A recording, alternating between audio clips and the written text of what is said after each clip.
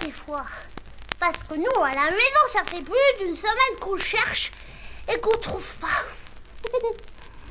Marc-moi, il n'y a plus que moi qui cherche parce que les autres, ils cherchent plus. Mais moi, je cherche encore. Je sais même pas ce que je cherche, alors. Et en plus, c'est même pas moi qui ai perdu, alors. C'est ma sœur. Elle a perdu son honneur. Et je sais même pas comment que c'est fait, alors. Il y a que mon tonton qui m'a dit... C'est une décoration intérieure. Une barrière provisoire en attendant l'installation d'une enceinte.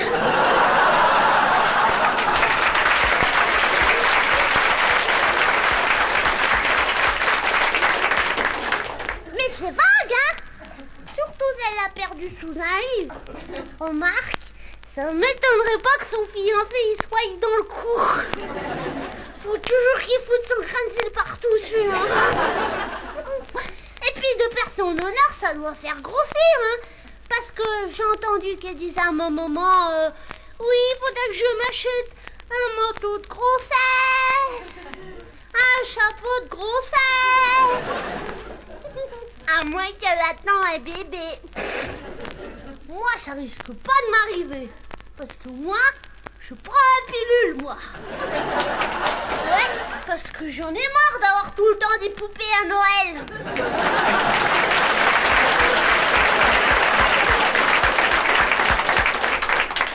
Tu sais, moi, j'ai été gravement malade, hein. Si, j'avais un rhume de cervelet. C'est parce que les dames, elles ont des rhumes de cervelle et les messieurs, ils ont des rhumes de cerveau. Et moi, comme j'ai un petite, c'est un rhume de cervelet. Mon nez, il coulait. Une vraie tempête sous narine. Mon maman, elle a appelé le docteur, monsieur Charbonniard. Puis il est venu. Puis il m'a demandé je me déshabille tout nu. Moi, je veux bien, mais j'ai demandé qu'il se retourne avant. Moi, je sais que les messieurs-là, ils ont l'habitude de voir des femmes tout nues, mais... On a sa pudeur quand même. Et puis il a ouvert son sac, il a pris le pouls, il l'a mis dans ses oreilles, puis il a écouté mon cœur de tous les côtés. Il a téléphoné à mes microbes.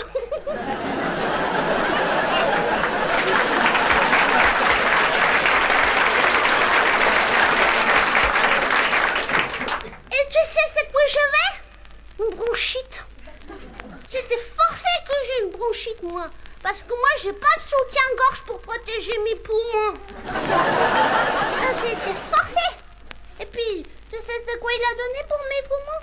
Des suppositoires. Il a dit à un moment, c'est l'introduction d'une philosophie nouvelle. Et puis, il m'a donné du sirop et puis des pilules comme maman. Ça fait que je reste une semaine au lit. Oui, je m'ennuie, là.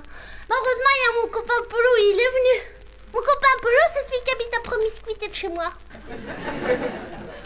Il s'occupe du radiateur pendant l'école.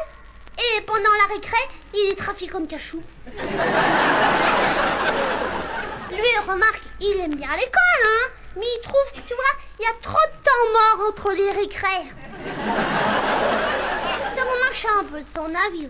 Il m'a apporté mes devoirs pour l'école. Avec de l'histoire de France.